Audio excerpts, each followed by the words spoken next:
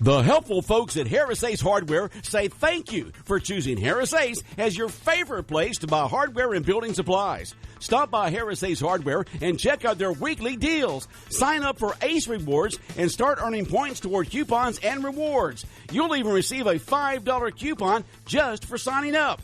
Harris Ace Hardware in Jesup, Hinesville, Eulonia, and now in Brunswick. They are ready to serve your everyday building and hardware needs. Harris Ace Hardware. It's time now for a look, ladies, in local sports. And sports, the NBA is set to restart down in Orlando, but a host of players are now saying they're reluctant to play due to safety reasons, and the NBA and Players Association are agreeing on a plan that would allow players to stay at home and not play without any consequences. There are about 40 to 50 players on the conference call discussing a number of concerns about being isolated down in Orlando, which includes no visitors until after the first round of playoffs. It's a 7-week period after the opening in mid-July's training camp. Players' concerns include family situations, the inability to leave the Disney Resort complex, the coronavirus pandemic, and their own personal safety. Sources say players who miss games will not be paid for the games they miss. Players who decide not to play could be replaced by a substitute player, and be also allowed for replacement players for players who test positive for the virus, as they would have to sit out at least 2 weeks. NBA and Players Association still working hard to get the season started. And all games set to be played down in Orlando at the Disney complex.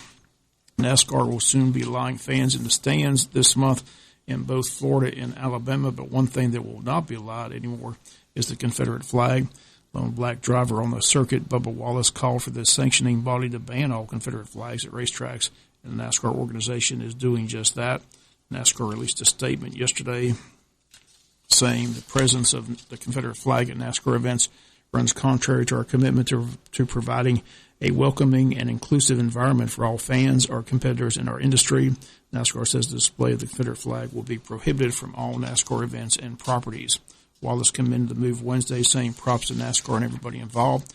NASCAR, though, did not address how it will enforce the policy or indicate any penalties for fans who violate it by bringing a Confederate flag to a racetrack.